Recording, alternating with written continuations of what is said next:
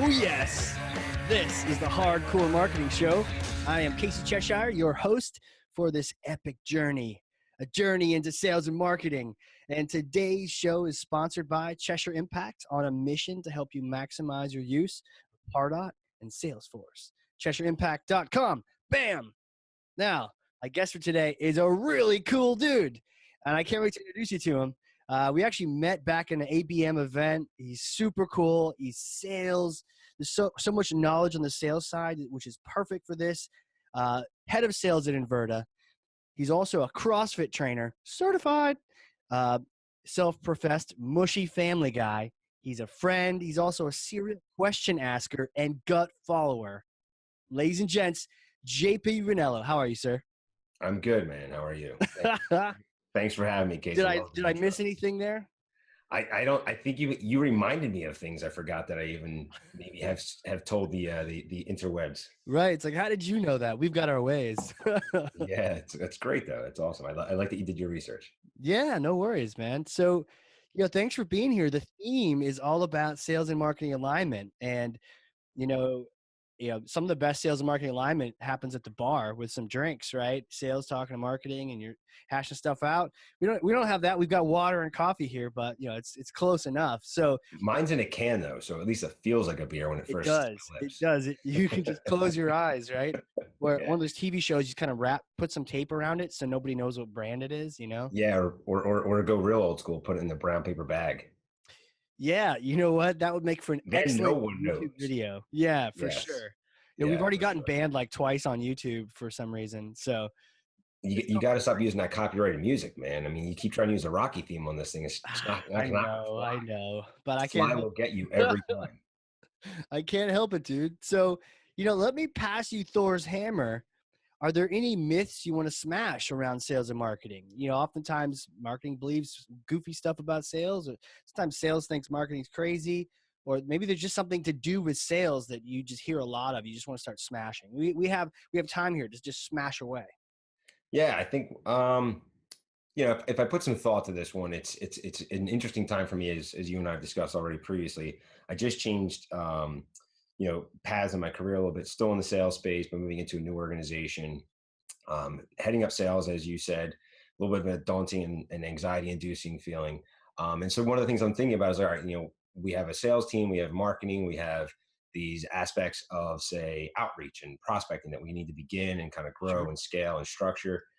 And so I'm thinking, okay, well, what have I heard from the market? What have I seen from my clients? And one of the things that I know that I've heard as a theme that I'm not really believing is that the SDR or the BDR function is, bull crap. If are we allowed to say bullshit? I want to say bullshit. Yeah, you can swear. Like that It's the like SDR serious radio. function, serious radio. That there's no more role or function really for the SDR BDR because people don't want to take cold calls. People don't want to get blind emails. They don't want to have solicitations for, meetings and such. And actually, I disagree with that. I think that we've seen enough of an investment in the, we'll say like the use of social to make outreach and what could be essentially like that inside level sales function more of a personal experience for potential buyers that look, I'll tell you, I had success when prior to my beginning here in Inverta. I was at Integrate. We had event season coming up in the beginning of the spring. And the first thing that I did was talk to my marketing team and say, hey, what kind of events are we running? What kind of promotions are we running? What kind of things are we doing? And the first thing I heard back wasn't, work with so-and-so to start cold calling into all these different companies that, we found are going to be attending. Instead, it was, hey, work with so-and-so. She's the new marketing development resource. And that's this new concept of, say, moving the BDR, SDR function into marketing. And we had this one individual and she and I sat down and we mapped out a personal, discussion or storyline for each of the targeted accounts that we had and said, okay, well, let's go find out what these people care about. Why are they attending any one of these events? Maybe we don't know, but maybe we should ask that question. And she and I put together like a hardcore plan. See what I did there? And we mapped it to specific people within those accounts. Sure. And then we mapped it to the specific events and locations. And then we just started like a very light nurture discussion with these individuals. She would send the first email. She would maybe copy me, maybe not. She'd I'd follow up, et cetera. And I think my point here is like SDR and BDR roles where you have people literally just dialing for dollars, 50 calls a day, just like going for quota on their calls. Yeah, that's not going to work, but that's not the job anymore. I think the job, the old myth was that that's what the job was. It's an inside sales role. You're just calling, calling, calling. Calling. And that's not the case anymore. We're not doing that anymore. Hey. So maybe you could just clear the air then BDR, SDR for like a marketer who doesn't necessarily know. We're going to throw these acronyms around a Yeah, lot. sorry, yeah. What is that role? Cold caller, maybe Yes. traditionally what is it? What is it So now? like the old school sales development resource, SDR, Sales development. Okay. is like yeah, exactly. It's like an inside salesperson who just calls and dials and says, hi, we solved this problem with, this type of solution. Are you interested? Great. Let's set up a meeting. That doesn't get me excited. That's the same solicitation call that I get, from, the person who's trying to sell vacuums door to door. Yeah. Who's trying to sell me, a subscription to the Vitamins. Yeah. Like, I think that it's gotten a bad rap. Or business development resource is kind of the same thing.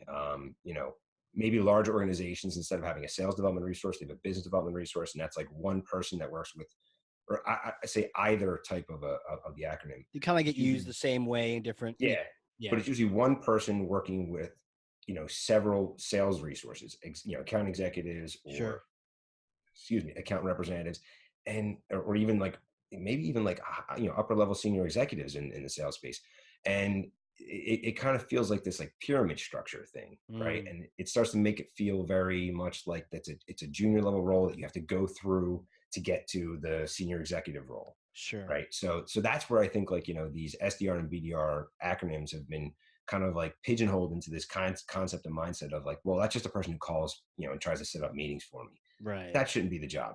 You should be setting up one-on-one time with your individuals who are maybe that title or a better title, like marketing development resource, and have that person working with you closely to understand who are the accounts you're focusing on, who are the individuals within those accounts that would be the best ones for us to engage with. Why would we want to engage with them? Right. And I think that's the key here, right? And I think that goes to like, what is it? Vaynerchuk always says, it's all about context, not content. Yeah. Says, Yeah. I'm trying to remember it before I don't want to bastardize it. I think he says, no, I don't want to, because it's great. He Correct says, us later.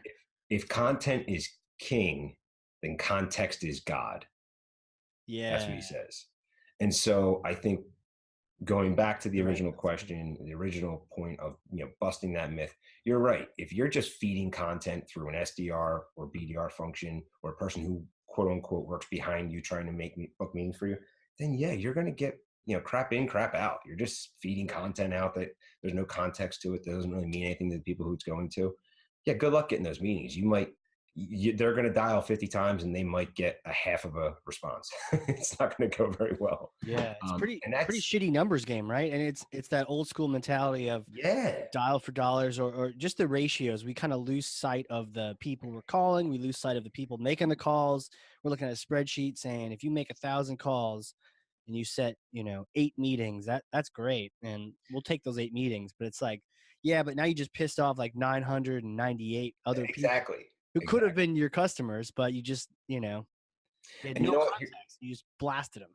Yeah, exactly. And we're gonna take this 2 steps further, but first I'm gonna go 1 step back. So I can't try to debunk this myth or truly debunk this myth without saying like I've been in that role before, or at least I've done the practice of that role and had that person sitting behind me too. So I'm not going to name names of people or the company, but I was working with a young lady at a company who had just started. It was her first job out of school. And it's like, that's the prototypical, scenario. Right. And she came into the company, and they assigned her to work with me, and they gave her my entire account list. And I was still kind of new to the sales space, which is going to, again, lead me to a second myth I think I'm going to want to debunk here in a second. But I was still new to the sales space. So I was like still getting my own, chops, right? I was still kind of like, I was green. And she's like, hey, I'm really excited to be working with you. I've got this list. They showed me all these accounts. These look like great brands. Like, how do we do this? And I said, well, what do you think we have to do? She said, well, I don't know, but I've got to make 50 phone calls today. How many do you have to make? And I was like, well, I got to make 25. And so we sat there, and the two of us, like, I'm calling the same person she's calling, and neither one of us knows what the hell we're saying. Right. It was just, like, throwing it out there, like, there's this concept of going fishing, right? Like, we all know what fishing is. Well, if you Yeah. go out in a boat and you want to go fishing, you know, yeah, you could do it for the fun of it, just drop a line, see if you catch anything. Or Yeah. if you want to actually like catch the fish that you're fishing for, then you need to know what kind of bait should you be using. Where will Yes. they be in the water? Right. Like, where are they going to be? Um, you got to probably look at the tides. You got to look at the timing. You got to consider what part of the season is it. Heck, you might actually do a really good job of, like, mapping out those parts of the of the process of the for fishing, and then realize, oh shit, the lake's frozen, or the ocean or the back bay is frozen. Oh, that's because it's dead of winter. Nobody goes fishing right now, Right. right? There's nothing Which would probably there. be like, yeah, which would probably be like the holiday season for us, but We're trying to sell something to an accountant during tax season. yeah, yeah, right. Like, It's frozen, yo. it's just not. I think that, again, I've learned it myself. I've lived it myself. I've worked with Sure. others alongside me and had success by taking a step back and saying, okay, what is the actual intention of what we're trying to accomplish here? Right. And why would we want to put outreach out there to anyone? And is this the right way to engage with them? That's the other thing. Right. Like, we see people sending out LinkedIn, messages all the time. I get them every day. Every day I get a LinkedIn message about the new one, the new one, because I just changed jobs, and apparently they think I'm like, suddenly rich, which I'm not. I'm getting a lot of financial advisors reaching out to me. Hey, Really? congratulations on your new position. We see you're now heading up such and such. We would love to speak with you about your investment options and where you should be spending your money, or where you should be placing your securing your future. Wow. And I'm like, first of all, do I look like a guy who's financially insecure? Like, I feel like I'm figured out how to pay my bills. Let's start there. My house isn't getting repossessed, or my car's not getting repossessed. My house isn't getting, going into foreclosure. At least, Well, it's not like you got a payday loan person sending you a LinkedIn. right? So yeah. But Yeah, something you got all this money to spend that people don't know about. yeah, yeah. But it's like, it's a perfect example, right? Like, they're feeding me They're content, but the fishing. Yeah. context the Yeah. context is just not appropriate. Um, and I think, for me personally, what I found, and this maybe goes back to conversations you and I had, is like, you put yourself in a position to learn first and to listen first, which is, paramount in sales and in Yeah. marketing. And then thirdly, you look to either make it relatable, for what, you might be able to have a conversation about, Yeah. or feed good content about, or experience. Yep. And then, the last thing you do is you say, well, this sounds a little bit like what I've seen here, and what you're experiencing sounds like a struggle that I've heard such and such struggle with. What we did there was this and this. Is that something you'd like to discuss a little bit further? And then it kind of naturally happens like that. And, Right. you know I don't know, I feel But you're like, actually trying to help. You have the context and you're actually trying to make their situation better as opposed to yeah. just getting the fish, just eating the fish, you know? Yeah, or worse, just dropping the line and hoping you get the fish, right? Yeah. Just like throwing it out, and you just keep reeling it back in with nothing on it. Well, what would you think was going to happen, right? Or like staring Um, at that bobber all day long, yeah, you yeah, know, yeah, staring at it. The yeah, little ripples of the water, playing tricks with your eyes. I got a nibble? No, you don't have a nibble. You have nothing. yeah.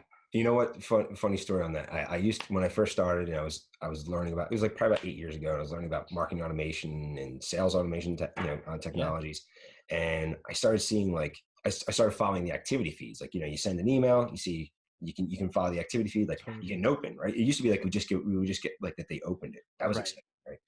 And then I started seeing like that they opened it and that they engaged. Well, for a while, I was like, oh wow, they engaged. Okay, well, set a reminder in Salesforce, and I'll circle back in 2 days, and then I'll feed them something else. And I would feed them a second thing, and then I'd see engagement again. I'd be like, oh, this is really exciting. And here, what it was they just kept going and unsubscribing. Oh Like, no. every time I sent them something, or one of my BDRs or SDRs would send them something, I was like, this is no, so it takes a little bit of like finesse. It takes a little bit of awareness, and again, like, you got to make sure you're doing your own research, and then using that research to inform the people who work with you. And if it's this person in a marketing or sales function behind you, think of them not as just a person who's there to book meetings and set meetings for you. They're there to help you tell a story or map a story for, a potential client or a Right. prospective account that might, actually want the story to be told. Right. Interesting. I love the idea of why. It's almost like that Simon Sinek start with why. When you're on the phone, why are you on the phone in the first place? And then what's success look like? What's your outcome? What's your ideal outcome? What And do you have to having tell a context story around about?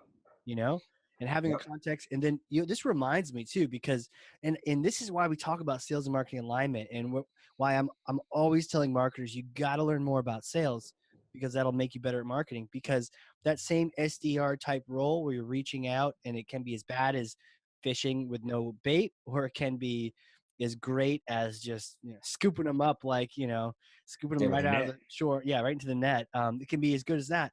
So can email, so can some other things like like social, all these other channels that marketing controls. It can be as bad as sitting there just bothering people, or it can be really helpful.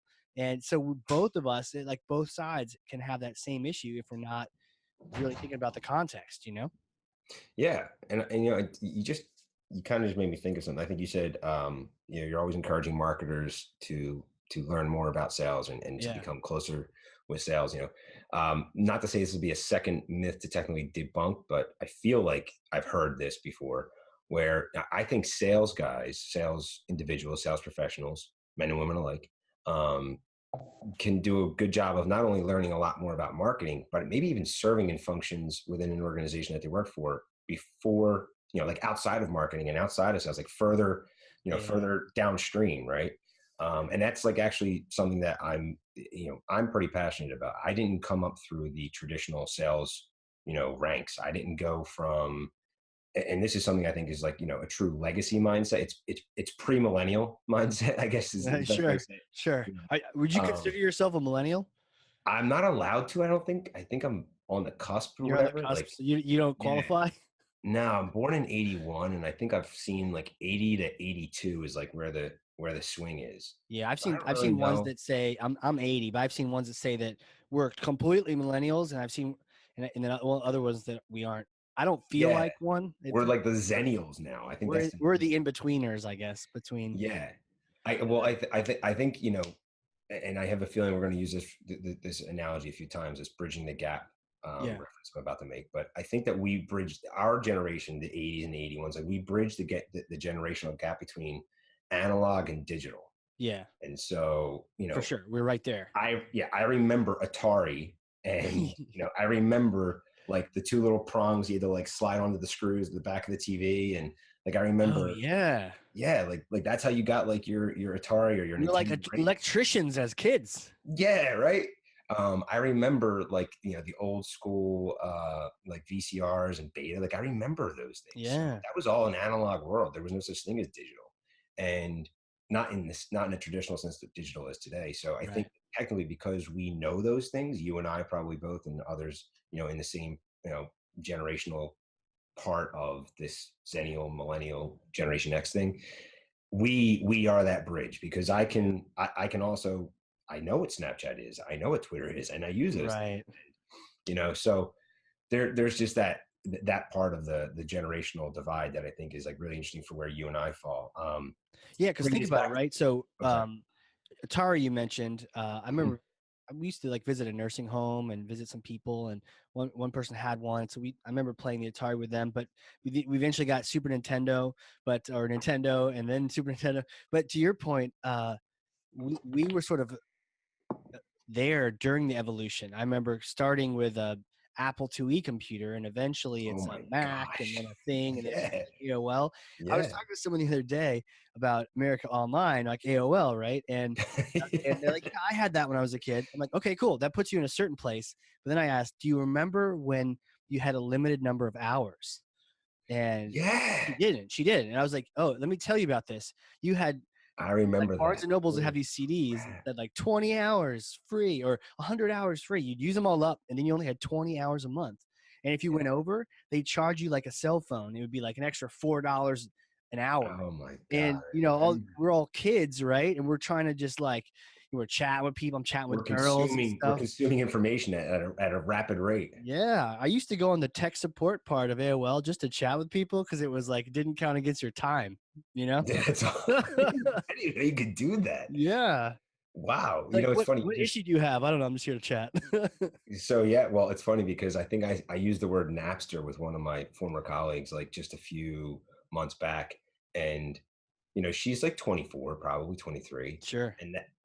not no understanding of what the reference of Napster was. Like Interesting. it meant the word sounded like a new word to her, and I'm like, no, no, no, Napster. And then while I'm on the phone with her saying this word, she actually Googled. She's like, "Oh yeah, Napster. Okay, yeah. Now, I heard about this, but it was just because it was in that movie. It was in the Zuckerberg movie." And I'm like, Right. "Oh my god!" Man, I guess Napster that was means. cool, dude. It was like the I mean, I Wild think that's really West, getting you old. know? Yeah, it was great. Napster was big right when I started in college, and I mean, I downloaded. You name it, I downloaded it. It was like who can fill their hard drive fastest, Yeah. right? Um, Speaking of that, hard drives, right? They went from, a the little cloud didn't exist back then. to yeah, I remember there were like, yo, you have like 300 megabytes? Oh man. Or there was the Yeah, zip drive which had 100 megabytes in it, and that was like the thing. that was the thing. And then there was a rumor of this thing called the Jazz drive, which had a gigabyte in it. You're like, whoa, I that's so never saw crazy. one. I never even Never saw one. never saw one? Yeah, now our No. phones have like 18, 32, 100 Yeah, something gigs in it. No big deal.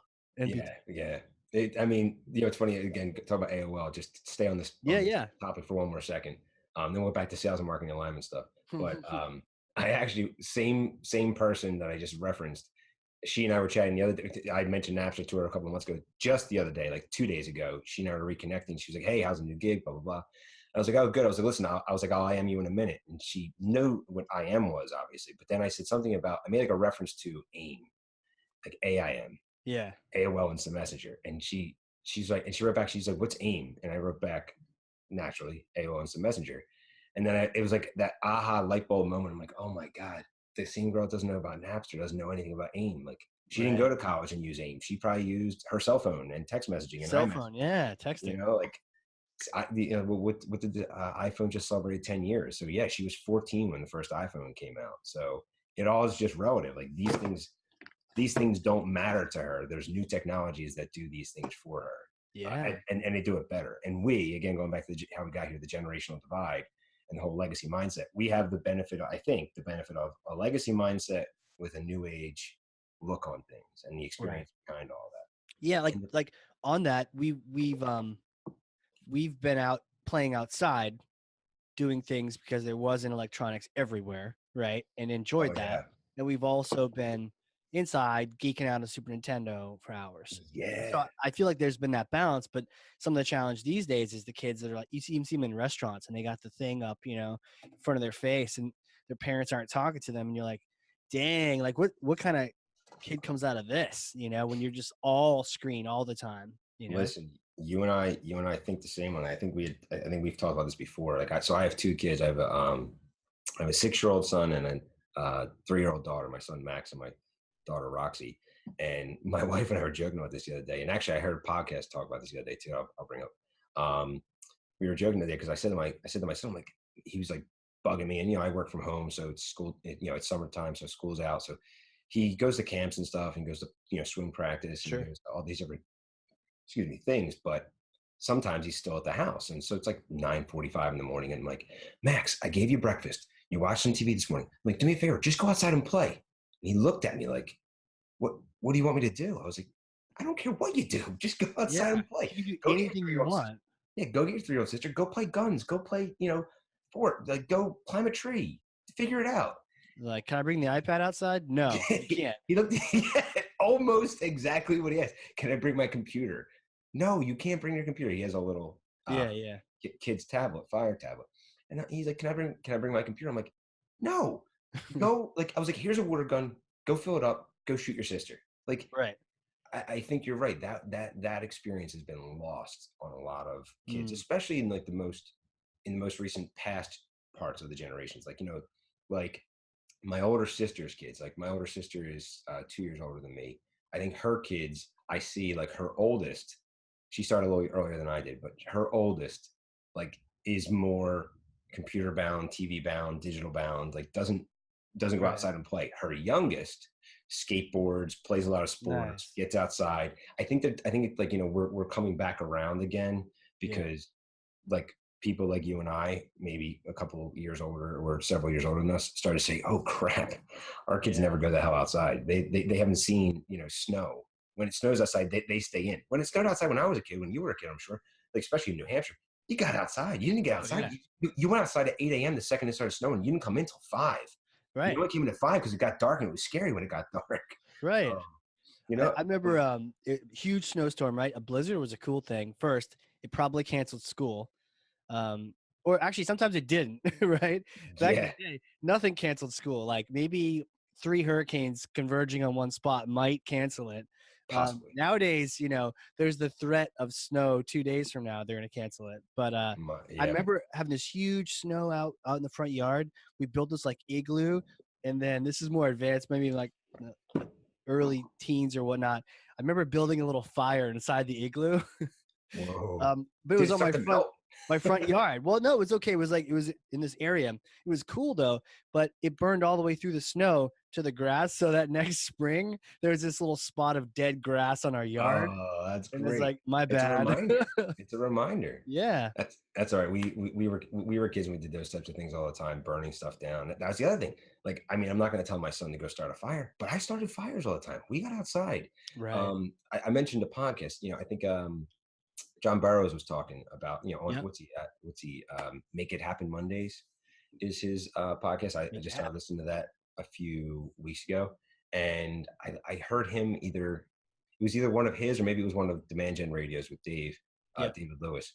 Um, he said he was like, the generations of today, and this brings us back actually to sales and marketing alignment. The generations of today, and actually the SDR and BDR thing, they need structure. Like the kids Mm, of today coming out of college, they need structure. They are used to having a schedule for when they're supposed to be at practice, when they're supposed to go to camp, when they're supposed to wake up, when they're supposed to go to sleep, when their parents pick them up, when their grandparents pick them up, what time there's how long they're allowed to be on the computer, how long they're sure. allowed to watch TV. And we didn't have as much structure because again there wasn't as much technology to kind of like engross our time. Right. So there was that like free thinking, figure it out mentality that I think again our generation benefits from. At the same rate, I think the way John Barrows and David Lewis were talking about, now that I remember, they were saying like, well, the other way, the other swing to this is, if you want an SDR or BDR or an individual in sales or marketing to be really successful, give them structure, give them context, again, context, give them context for what it is we're trying to accomplish, help them understand the goal, and then give them actual tasks, but don't tell them like don't ridicule them or berate them if they don't do it absolutely the way you expected, because they're only going to do it as well as you inform them to kind of like find their way. And Mm, again, it's that idea of like I gave my son a water pistol and told him to get outside, and no, you can't have your computer, and you can't have any sort of technology with you. Just go outside. There's a big giant yard, it's fenced in, you can't get lost. Here's a water gun, shoot your sister, have fun. right. um, with with people in today's generations coming out of school, getting into marketing and sales roles or any roles, if you give them enough structure, if you give them, there's so much technology that can still completely steal all their time. Yeah. There's so much expectations on them to do really well, both from their parents as well as now maybe from their new boss as well as from their peers. Everything's social. So if you can give them some direction and some structure and actually make them understand that you're not going to, number one, fire them, which they might not care, but you're not going to fire them if they don't do well. And number two, like you actually are here to help them be a success just as much as you want you want to help your clients be a success from a sales perspective, or marketing, help your sales team be a success. I think you get better results, I guess is the point. Right. Yeah. Just there's different generations, especially if they're coming up and then they're going to then land a role in SDR, BDR.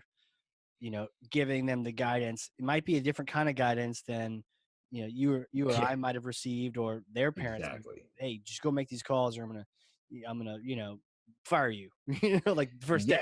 Yeah, It's yeah. like a different feel. But I also wonder too is as those people, there's a thing where it says like millennials don't like hopping on the phone for whatever reason. Maybe it's true, maybe No, not. if But they can text you, it'd be a lot easier. yeah, yeah. So, but what's interesting though is as that group then takes on SDR roles, and maybe eventually that group is then in buying positions or to receive those calls, maybe it all evens out, and eventually everyone's just texting each other as SDRs. I wonder. I wonder Yeah. if that changes the whole game. I still like phone calls, but maybe I'm just old.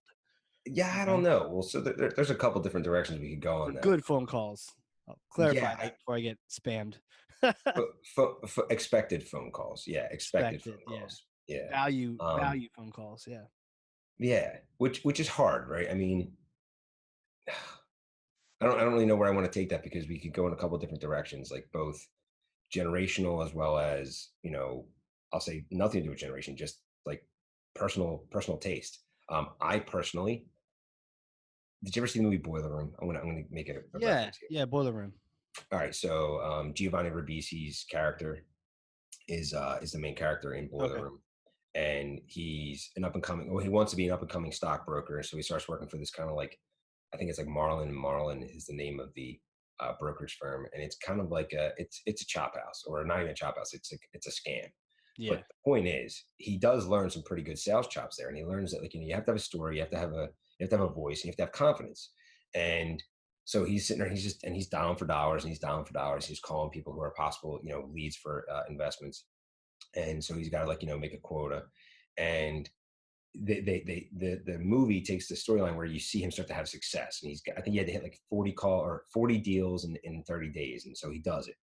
And so now he's like, he's on top of the world. And there's a part in the movie where he's sitting at his house and he's getting ready for, he's eating breakfast, getting ready for work, and he answers the phone, his home phone, and it's a guy calling to sell him like a newspaper subscription.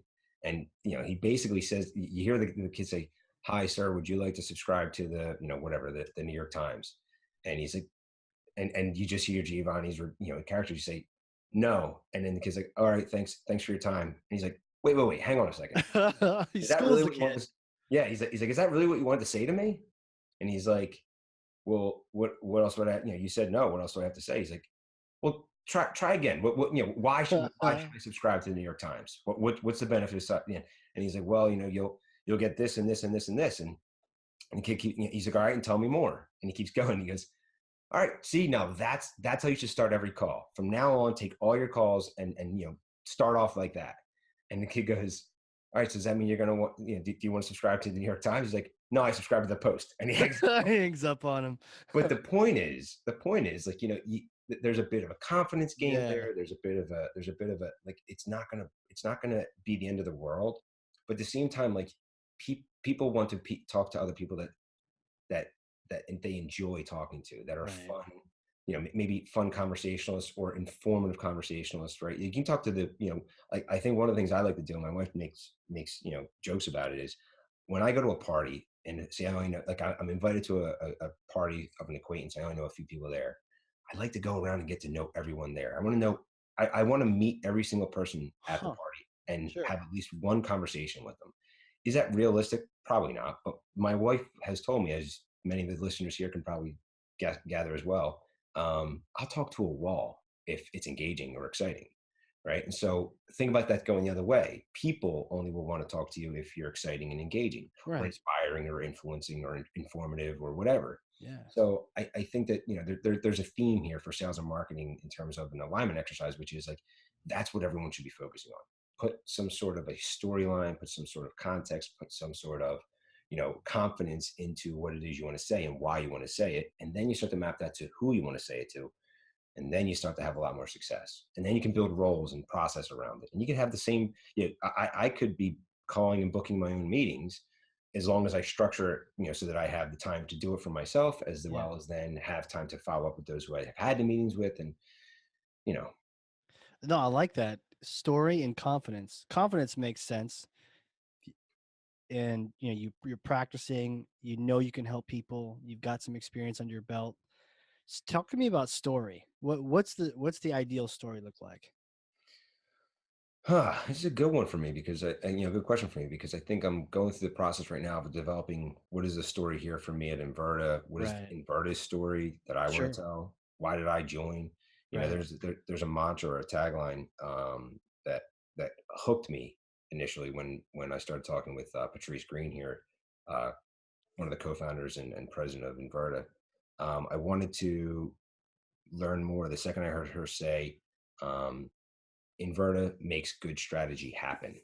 Mm. And I was like, oh, I remember I think I said earlier a bridge gap analogy here. So I was like, oh yeah, I was like, I I didn't go through the traditional sales rank growth Yeah. here. What did it look like? How did you go through that? So I started, I went to school for, again, talking about Zuckerberg and stuff. I went to school wanting to create the next Facebook. I thought I was going Okay. to be like, an internet digital web development guy. So I went to school Right. for digital art and media design, graduated from LaSalle University, and got into No one told you were too cool to be a Zuckerberg? it wasn't a matter of cool. It was, I didn't know that there was a lot of actual work that went into it. I thought Right. it And was like, code. Yeah. well, so like I learned all the coding. I mean, Sure. I went through all the chops. I mean, I did all. I mean, I have the, we'll call it the credentials. I mean, I did HTML coding, Yeah. DHTML, XML. I mean, all the way through JavaScript, and I started learning all the codes, and it started to get to like the calculus level type stuff. Like, you learn the basics, and then you get like, and I had like a good graphics background. I'm like, all right, well, I'll get into that, and then I'll make a really cool, Facebook looking website, and then people will just go there. Nah, it doesn't Sweet. work that way. Yeah, sweet, Yeah. sweet. And then I was Sweet. done. I'll you sign know, up. yeah. And then and then I graduated from LaSalle, and it was 2003, and the internet bubble had already burst, so to speak, and web developers weren't getting hired for 80 grand out of school anymore.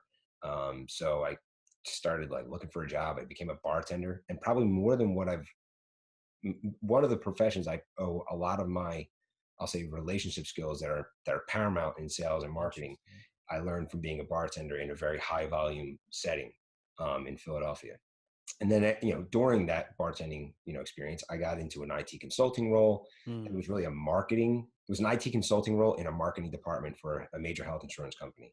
And it was, again, giving you the kind of like timing of my generational shift. It was like 2004 when I got hired there, and they didn't have like a web portal. They had a website, but it was just Right. information.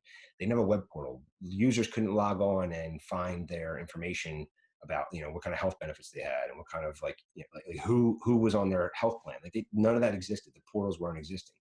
So I got hired in by the marketing department as an IT person Yep. to develop essentially that web portal. And so I started learning very quickly that they wanted me to like test what the IT developers were putting out as like the demo, or the what they call the test environment Mm-hmm. version of the portal before it went to production. And so I'm testing. I'm like, why do we have this button here? And why does this button say, this? And Yeah.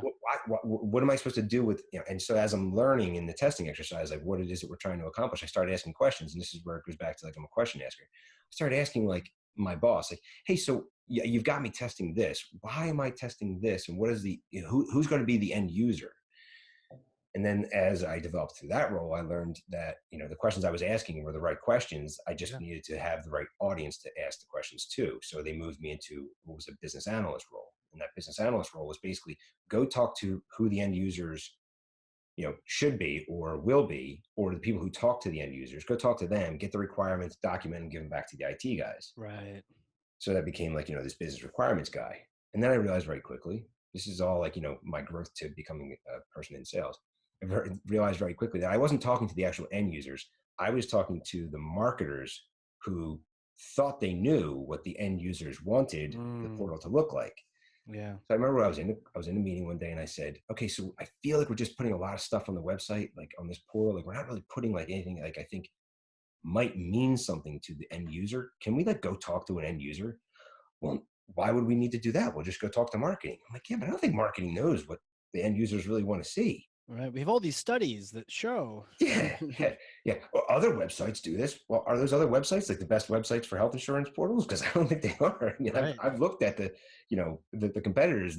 They're doing the same thing, and they're not rising up the charts. Right. So you should be hearing a theme here. And basically, I was getting closer and closer and closer to talking to the actual people who were contextually digesting the content and Right. or non-contextually digesting the content. And once I got to the point where I was like, oh, you mean we have to go talk to the actual clients who will use this information or use this, this portal and consume this information? And they're like, okay, fine. We'll book a panel. We'll bring you and, some of your team in, and it was in a meeting that I remember, almost vividly, on the 19th floor in the building of the Philadelphia health insurance company I was working for. And one of the clients was sitting there, and I'm like asking these questions away.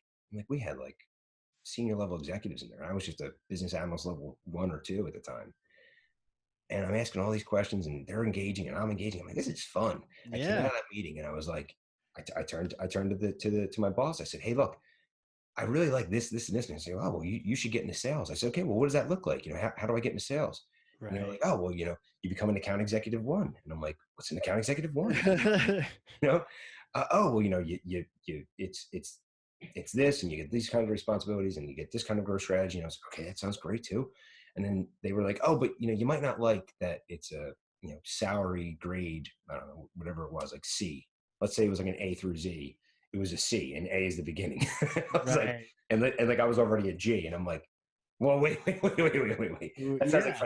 That sounds like financial ruin. I can't do that. Yeah. Um, and so that's where I learned like this legacy mindset that I was starting to allude to earlier. And kind of brought me to where I am in my career today, which was like, there's this expectation that you're supposed to go through the ranks. Like if you want to get into Right. sales, you graduate from school, you find the first paying job that will give you some sort of a baseline salary and opportunity for commission, and you just start grinding away. And maybe you're dialing for dollars in the beginning, and then then you get promoted because you've hit all your quota for dialing for dollars. You set your meetings. It doesn't matter how much money you've actually contributed to revenue, as long as you hit all your quota for all the numbers that were expected of you as an Right. account executive 1, or whatever the title would be at the time for that individual. And then it would be okay. Then you get to move into account executive 2. And well, I'm like, well, when you get to move up into account executive 2? And well, it can be 12 months, it could be 18 months, it could be 24 months. Well, what predetermines that? Well, it depends on how many people move up above you. And I'm like, this is like a pyramid scheme. It feels like a Right. game. Right. Um, It's like, and yeah, it's like so, an MLM, right? They're, don't worry, just go ahead and sell enough of this product, and eventually it'll right. build up downstream that will What is this, hopefully. Amway? Yeah, right. Yeah. So, I decided to make, I mean, like one of my bosses at the time working for the health insurance company, she was pushing me really hard to get out of the space I was in. She could see I was unhappy. Yeah. And she wanted me, she knew I could be in a marketing or sales role and, do something better. She said, look, you need to go work for a high performance organization that's in a high performance industry. I didn't know what that looked like, but she gave me a little note card one day, and it was like a thank you note. And she said, and on the front of it, it said, leap and the net will appear. Wow. And I don't know that I fully believe that yet. I think you still need to kind of, do some research before you leap. But I had a good network of friends that put me in touch with, some individuals who were in a certain industry that was really growing, and that happened to be the marketing technology space at the time. And, I went and met with them, and they were like, look, we'll take a flyer on you, but Yeah. you have to get some you do have to get some chops under your belt. Like you got to go do some work. And so I worked for a company much like like a Cheshire, or Sure. I think we're allowed to talk about. I mean, everyone can see my LinkedIn profile. So I went and worked for a company called Blue Wolf, and they were the first company I had a sales You career just in. compare us to Blue Wolf. I think that's a No, compliment. I didn't want to start naming, like you named Cheshire Impact, so I guess I can name Blue That's Wolf, and I can cool. name That's cool. other companies. But I wouldn't mind being as big as Blue Wolf. That'd be pretty sweet. well, nowadays, but when I first started working for them, Blue Wolf wasn't that big. Oh, They were a really? Salesforce development technology, or Salesforce resource development team. Like Interesting. they went and worked for companies, or worked with companies that were adopting Salesforce or needed Salesforce to do certain things and custom tailored, et cetera, or set custom integrations with other Right. other reporting tools. And I got in, and I didn't start at the bottom. They hired me as what they call an account director, and I had, remember that, like those people Yeah, that behind me. I had like progression. Yeah. 2 or 3 people behind me. So I kind of like skipped a bunch of roles.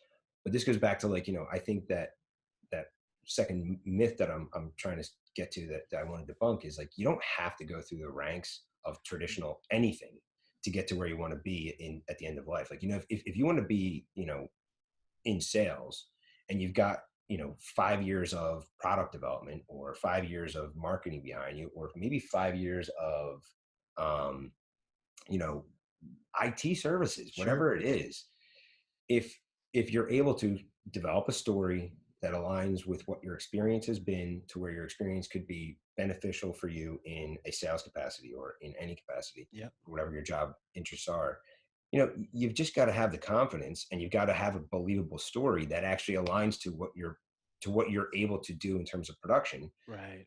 and present it to the right people. And that's what I did. So what I did was I talked to this one individual, and she's now my boss, and I'm actually sitting in her house because I just started working for her company. And we're doing some power sessions today. And, she said, look, go work for a company, get your sales chops. If you're doing really well, I'll call you in 12 months, stay in touch, and let's see how things are going. Yeah. Month 13, she called me up and she said, hey, what are your top, I think I answered the phone. I was like, hey, I was like, how are you? And she said, hey, listen, real quick, what are your last 3 deals? And I remember saying like Sunoco, DuPont, and, Walters Kluwer. And, Nice. those are 3 pretty big brands. And Yeah. I didn't really know what that meant yet, but she was like, okay, great. Meet me at such and such bar. We're going to have drinks. Right. Okay, cool. And the rest was history. At that point, I had been baptized, I think, Yeah. into my, full-on sales career. And, the company had taken a flyer on me at Blue Wolf, and I would really appreciate it. And I had a really good friend of mine that was actually working at the company at the time. And she and I worked really closely and kind of like making sure I hit stride quickly and spun things up and had success. And then, my current boss today, same thing. Like, Yeah. wasn't a flyer. Took more of a calculated risk. She's like, okay, if you're successful there, I can give you the chops. I can give you the rest of your training here, but go get the basic level training. Yeah. Because you're right. You don't want to get, you don't want to, take a career disaster of a pay cut to where, you're not able to put food on your table for your family, Right. just to move into a sales career.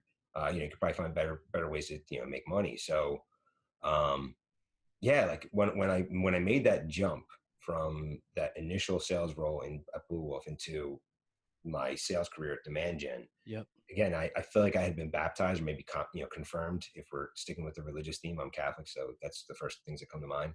I suddenly I had, Baptized in sales. yeah, I'd been baptized in sales when I joined Blue Wolf, I guess, and I made my confirmation when I moved into working for Demand Gen. There you go. And when I made the move into Demand Gen, this is around the time when you and I started, Yep. kind of popping up each other's radar. Um, yeah, I had some of the greatest, leadership there. I had some great individuals who knew how to teach me how to tell stories, Mm. how to make context of, or build context into the stories I was telling to the people who I was telling it to. Right. David Lewis, I remember, I'm talking to my CEO. Like, I just started there. I'm talking to my CEO as part of my onboarding program. I have no idea what this means. And I remember he made the agenda about the personas, the people that buy Demand Gen and why. Mm. Right. And like, whether it was like Demand Gen Gina and like, Marketing Ops Joe, whatever the names were, he talked me through all the different individual roles and why those individuals buy and what they're listening for when they talk to a Demand Gen or a Cheshire or a Blue Wolf or Sure. or a Marketo or an Elk or a Oracle, whoever. And man, like I could relate to that so well because it took me back to where I had started in my career, maybe bartending. Was I talking to a beer drinker? Was I talking to a liquor drinker? Was I talking to a wino? Was I talking to, someone who Yeah. was like Back to the bar, right? The different yeah, archetypes came through. yeah. And then I also related to it because it took me back to my first career step, which was, as in IT or, working for a marketing department in an IT role. I had to listen for, am I talking to the developer or am I talking to a marketer or am I talking to a Right. salesperson or am I talking to a product manager? And like all of those things matter, right? Yeah. Like it Totally different made it language for very, each one of them. yeah. But I think going back to the point, it even helped further solidify and debunk that you need to go through you need to go through account executive 1 before you become account executive 2, before you become senior account executive, before you become, account manager, before you become, VP of sales. Like I, I don't subscribe to that. Maybe that's a little bit of a millennial mindset that, did rub off on, It's me. And seeping in, right? It's yeah, like don't tell go me what after I'm it, not right? allowed to do because of certain rules. Tell me what is possible and show me, going back to the concept of John Barrow's, give me structure. Give me structure for what is possible, but don't give me rules that I have to follow and quotas that I have to hit in order to make those jumps if they're completely arbitrary. If you Mm. say to me, head of sales now, if I say to one of my sales reps, hey, make 50 phone calls, book 10 meetings, and put one deal on pipeline, and we'll talk about promotion or we'll talk about a raise, I think I'd be doing him a disservice or her a disservice.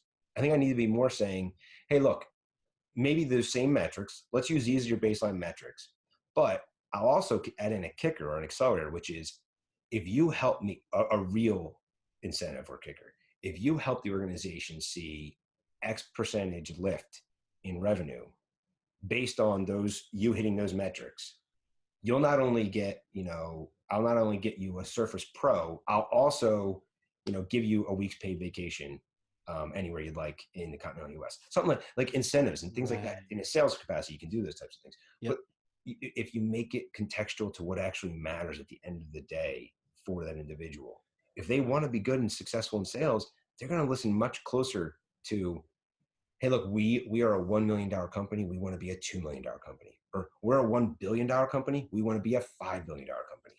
This Right. is how you could help us get there. If you're just tying it to arbitrary, vanity metrics, good luck. I Mm-hmm. mean, that person's going to be incentivized just to keep a job. So they're going to hit those numbers, but they're not going to be incentivized to really help the company grow. So a lot of That's different cool. things we just tied in together there, but Yeah, it's good though. Yeah, I'm following. I'm yeah. there.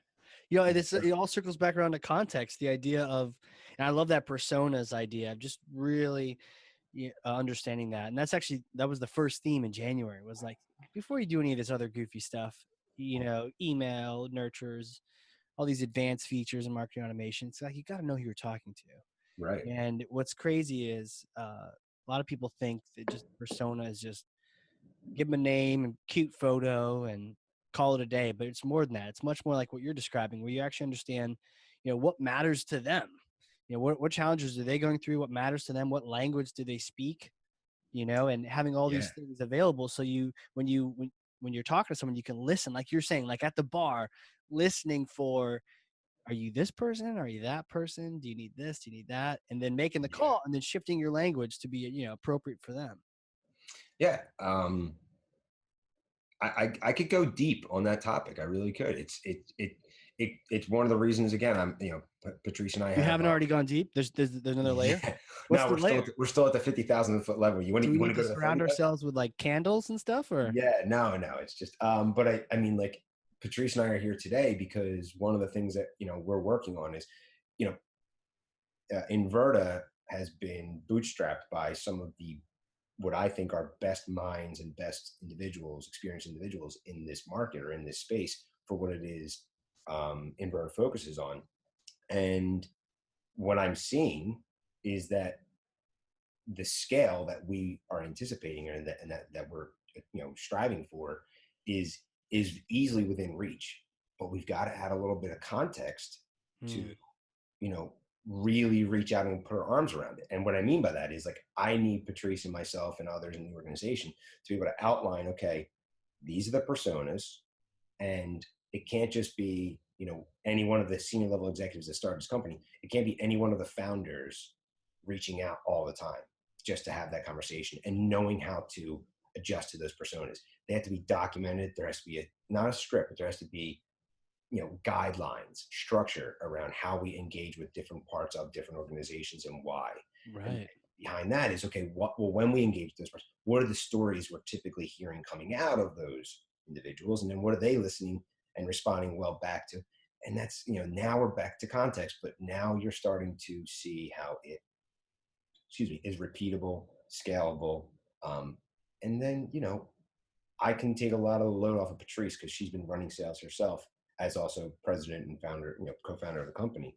Um, so yeah, I mean, I think Do you have that data already, or are you going to go seek that now, or find that it's, out?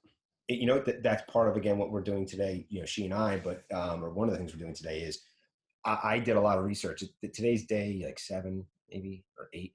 And I've Sure. done a lot of research in the last week or so of just like going into Salesforce, talking to our colleagues, being on client calls, like even the client calls that aren't the ones that are like super sexy, like, hey, we love what you guys are doing and we're going to buy more and we can't wait. I don't want to hear those. I want to hear the, man, it'd be really great if you guys could do this. Like, Do you've done X. this. This Yeah. is awesome. Is there another step? And then I'm saying, okay, is that next step, or is that other thing, or is that, added widget, whatever? Can we do that? And if we do that, will it be repeatable, or will it make sense to more than just this one individual use case? Right. Um, so some of it's documented, some of it's not. I think a lot of it lives in the brains of my peers, and my job, I think one of my jobs is to get it out on paper and debunk whether it is real or not. Right. Going back to the concept of debunking things, like, determine, okay, was this an anomaly? Was this an individual use case? Did we charge too little for this, Right. but we got a lot of value out of it? Right. We charged too much for it and we didn't give enough value to the client, things like that. Um, sales leader stuff that I'm supposed to be thinking about. Makes sense, but it also I can hear the past you had. To your point, you didn't just do the sales thing. You were in different areas. You started with the dev and the tech, and then you went into that business analyst and Yeah. requirements gathering. That's what you're doing, right? Here you're Right. a sales leader, and you're doing the requirements gathering. You're listening. You're going out and you're not just sales calls, but client calls and all these things. To try to just fill your mind with the information you need, and eventually, placing it up. I could see the benefit of having you not have just lived in the silo of sales, but you've lived in these other things. So you might have better expertise at gathering these requirements than other people might because they never were on that side of the house. Case, I love how you just crafted that together. I mean, I truly think, going back to what is, I think, an easily debunkable myth, if you have the right background and or the right context of how to leverage your background, you can do anything. I mean, I think, if I'm no Gary Vaynerchuk, that guy is, he's an amazing, storyteller, wine expert, you name it now, right? I mean, the guy, but He I wears think hats. he wears many hats. I think he would agree that if you can take your background, you can take your interests, and you can tie context to how all those things might be relatable, and then confidently go forward with a plan or an action, Mm, an actionable plan of, this is how I go forward, this is what I want to accomplish, and this is why. There's enough people out there that will listen, or there's enough opportunity for you that you can test things out and see how it goes. Now, right. from a career perspective, don't be stupid. Don't take, be somewhat risk adverse. Be smart. Do your research. From a perspective like where Inverta and I are right now, I think we have a lot of opportunity to try and test out a couple different directions we want to take things. Sales technology is continuing to grow. AI is exploding right now. How do we leverage that and tie it into a storyline that associates to what we're already doing for our clients, which is, some amazing things that are both strategy related as well as execution related, Right. and make it, tie its context to things that make sense and are important to our clients, that are priority to our clients and to our prospective clients. Yeah. This is cool. I kind of wrapping it all in a bow. It's like the idea of the research first, putting in the time. You're putting in the time. You didn't just, day one, you're out there, whipping the sales team or trying to change things up. No. You're like learning, you're observing. So you're doing the research, you're getting to know the buyer, the different kinds of buyers, not all the same kind, the different, just like the bar scene. Not everybody walks in as like, yo, give me a shot of Jaeger, right? I'm sure there are a lot of people that do that, but that's not everybody. Some people like, yo, Zinfandel, please. Yes. So there's Yes. all different kinds. So Or understanding I that don't really know is what I key. want. I like this, but I'm not really sure Do if you I. get those too? I mean, I not anymore, but I mean, back when I bartended, like, yeah, like, hey, I heard about this new, these new craft beers. What do you got on tap? I don't. We're not that kind of a bar, Is buddy. that an IPA? Yeah, right, Is right. that a Yeah, double? Is it dark? I, How's it you know taste? what? Actually, Is it hoppy? ex- nailed it. You nailed it, right? I think the other thing too, though, is, and this is something else I learned from being a bartender. Like, if they come in and they ask for, like, a, at the bar that I was at, which is a sports bar, big giant sports bar, and if they came in, they asked for, like, a Manhattan with a certain type of, Mm, vermouth, and okay, I'm going to make you a Manhattan with the ingredients I have available to me right here. Or better yet, if they came in, they asked for a Vesper, which, technically requires Lillet, liqueur, or spirits. The bar I was at didn't have that, right? And I had to be okay telling them that, hey, look, you know what? I can make you the best version of a Vesper I can, and this is what it would be like, but I don't have those ingredients here, but I can make you something close. So my recommendation is that, we maybe look for something else, or maybe just, you just get a beer, right? yeah. Like, and like, I guess the point is, like, I got used to telling people no, And then, Right. in a bar setting, or maybe not, or, that's not really the kind of place we are. Like, you're not going to get a lobster, from a, sports bar. At least if you do, it's probably not going to Lobster. be one you're not going to want to eat it.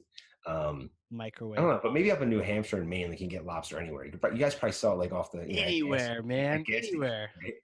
But I mean, like, I think the point is, being able, I learned how to say no Mm. and when to say no in almost every aspect of my career. And those learnings, those experiences came down to, again, understanding who was asking for what, or what the context is of the conversation, and does it relate to anything either I know, or my client, experience tells me, or that my company solves for, or that, I've got experience in being able to inform them of. And it's a confidence game. Like, maybe I don't realize it, but that's all it really comes down to. It's context, confidence, and story, right? Tying Yeah. If you, I could see being like, oh, you want this crazy drink? We don't have that. Is that okay? You're just sort of Mhm. thinking like, Yeah. hey, we don't have. No. I know what you're talking about. We don't have one of the 9 ingredients. So, would you want something close, or would you like a Yep. beer? Yeah. Pick. you Yeah. know. I don't have that, but I do have this. And Right. now that's going into full on, like I know you're looking for it in red, but I've got it in blue. Have you Yeah. ever seen this Try color blue, blue? the new red. Yeah. Yeah. Right. I mean, like, I'm not saying you'd go into that kind of mode, Right. Right. but if you're real with people and you have a real conversation, and I've learned that through my career, as I've already shared, I think it'll go far. Yeah, But for sure. man, we've covered a lot of topics already. A lot of ground, man. A lot of ground from Atari to customer context and confidence. And Yeah. yeah, it's a lot. And we talked about kids and getting outside and playing, and Kids getting outside playing, yeah, getting out from behind the computer now and again. and, It's and kind of fun to just do meetings outside on the phone, Just go for yeah. So I don't know about you, but I've gotten into the habit of using, whenever clients are open to it, like using FaceTime, or using Skype, or using, Zoom, like video, to like host first meetings, because the reality is people like to buy things from people that they like, sure. and or people like to have conversations with people that they, like. Now you just do that because you got good hair, or is that Ah, dude, does it the work? good Or hair. I actually thought I needed to get a haircut for this thing, but I didn't, and I'm glad I'm at least it's fine. presentable. It's fuzzy. It's blurry. They won't see on YouTube. Don't worry. Ah, yeah, yeah, yeah. People uh, don't have good what's that called, bandwidth these days, I guess, right? No, what are yeah. you talking about, man? Everyone's got great bandwidth. Everyone's got Comcast. What do you guys have up there in New Hampshire? Oh, it's not bad. I mean, I've only had issues when we're talking to people overseas. One time we talked to someone in Israel. Another time was Greece. That was pretty cool. Oh, Singapore. That was Yeah, crazy. And for the most part, it was pretty decent bandwidth. so crazy story, but I did a live stream, or not live stream. I did a live video meeting with a prospect completely on a whim. He had emailed me, or emailed in, and I responded, and I said, "Hey, look, you know what?" He was in India, Bangalore, and I was obviously here in the States, in New Jersey at the time. And he said, I said to him, I was like, "Hey, it looks like it's really late your time, or really really early. It'll be really early your time by the time you get to this note. It's really late my time. Thought I'd take a shot in the dark and try to connect with you. I'm going to start this live meeting at such and such time. Join, feel free to join." It was like 11:30 at night here. All of a Nice. sudden, I see like, Berlin? yeah, like I see cabs in the background, and I hear, like, a bunch of noise, like, Oh, and really? it's and he truly, like, joined into the call. But we had really good conversation, and Nice. everything we had in terms of context, really panned out, and we continued dialogue, and they eventually became a client. And I think that my point, going back to, like, I'm starting to use, visual meetings as a as a Yeah, as an early stage part of the discussion, because, again, like, you can actually, like, just like you and I are doing right now, like, I'm reading your facial cues totally. and the thing that I'm saying, and you're doing the same back, Right. right? I'm talking with my hands because that's just the way that I naturally talk, right? You Sure. look cool with your microphone in front of you because you're a That's what I professional do. podcaster, right? Um, so yeah, I'm starting to get into using more of the video formats Yeah. for meetings. It's cool, man. To your point, that get back to context, it gives you that visual context of if I'm kidding with you, I'm smiling at you while I'm saying you're an idiot, or Yeah. like it's hard. It's just If you like tease me because of my hair, then I know yeah, you can see me and you're paying attention. right, right, Right. right. Now where And this then you're all fails, like kind of fixing it up to make sure it's good, yeah, you know. yeah. But I try to mess it. I try to mess it like when people say like, "Oh, your hair looks, your oh, hair looks so stop! perfect." I'm like, no, no, no. Like let me mess No, it it's up. good. It's good. Well, what's funny though is there's negative aspects to using video. I've had team meetings, and I'm a big sticker on this. I like when I am also probably an offender too, but I try to pay attention when I'm talking to people, Yeah, you know, virtually to the conversation. I try not to multitask. When you're having conversations with folks and you're virtual over video or you're just over the phone, I have like 3 monitors in my house, like in my home office where I work out of, and like I try to pay attention, even though I have all of these distractions around me. I still try to keep yeah, engaged. And one of the biggest things I think that is becoming a pet peeve for me, and I'm almost not afraid to call people out on, is like when you're in these conversations, like if you, for instance, right now, I saw you like heads down the whole time.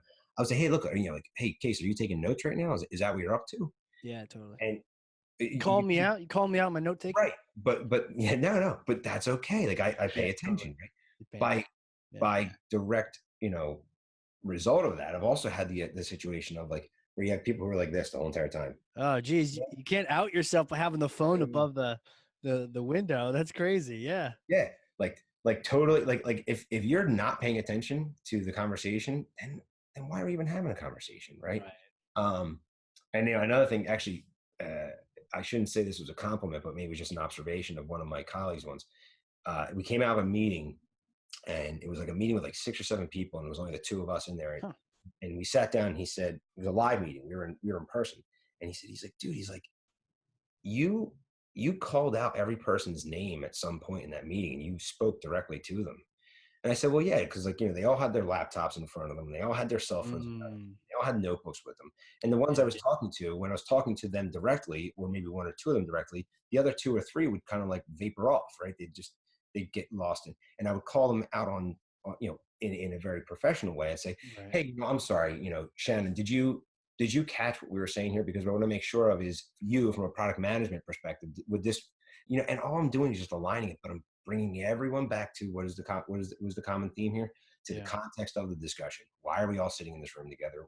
And this maybe speaks to something that also I remember saying in the conversation afterwards with my colleague, Jeff was my colleague at the time.